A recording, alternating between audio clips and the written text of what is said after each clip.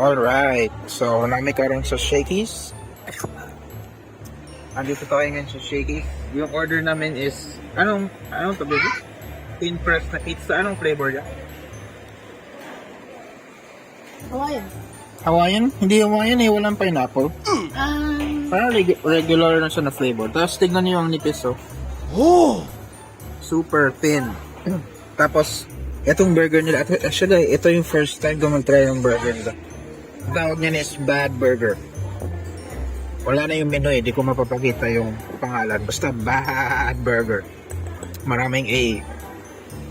Ito naman, para siyang pineapple. Ay, pineapple. Buang. Para siyang potato. Dito nga yun, Beth. Patatas. Ay, potato ba? Modus. Ay, modus pala. Oh.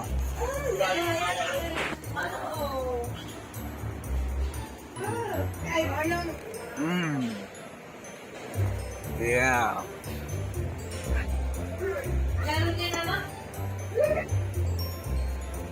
Ano hash brown, no?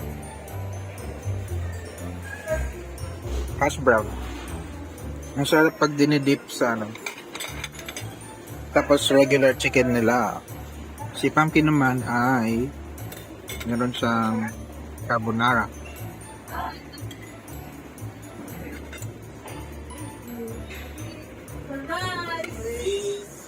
Ito at yung first time nakakain ako ng chicken sa Turkey. Kasi most of the time pag mag-chicken tayo, di ba, always pizza yung order.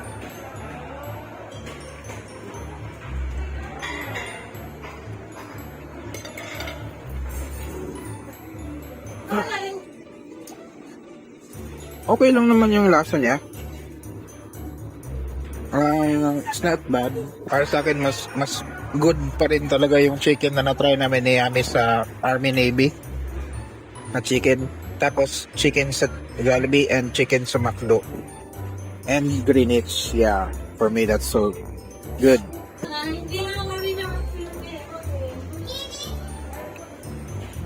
Creamy. Pero to be honest guys, pag lumalabas ako sa restaurant, ayoko minsan kumain ng mga pasta. Kasi minsan, yung mga kasama ko sa bahay, like si mama, itong asawa ko, yung kapatid ko, pag sila yung nagluluto ng pasta, yung sarap. Ito yung pizza, oh. How's the pizza, babe? Nasang ano? Nasang wine.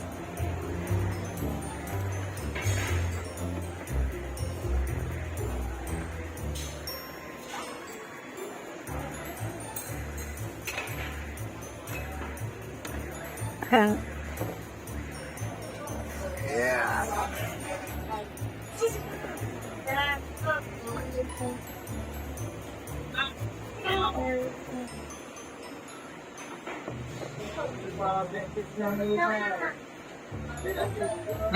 Lasang wine, no?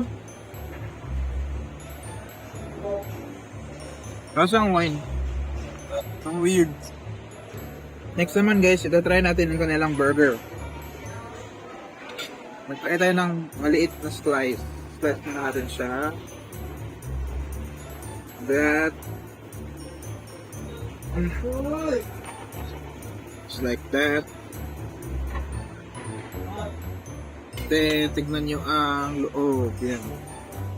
Oops.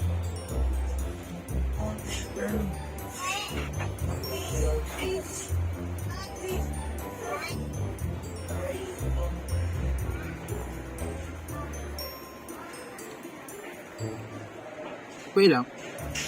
Sarap. But, average lang. Pero okay naman. Sarap. Yung bread niya, sarap yung bread.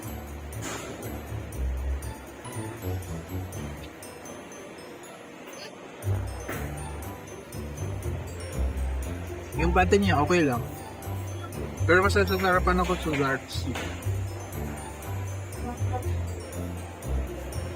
May aftertaste yung meat niya. May aftertaste dito. Feeling ko, part siya ng spice na hinalo siya.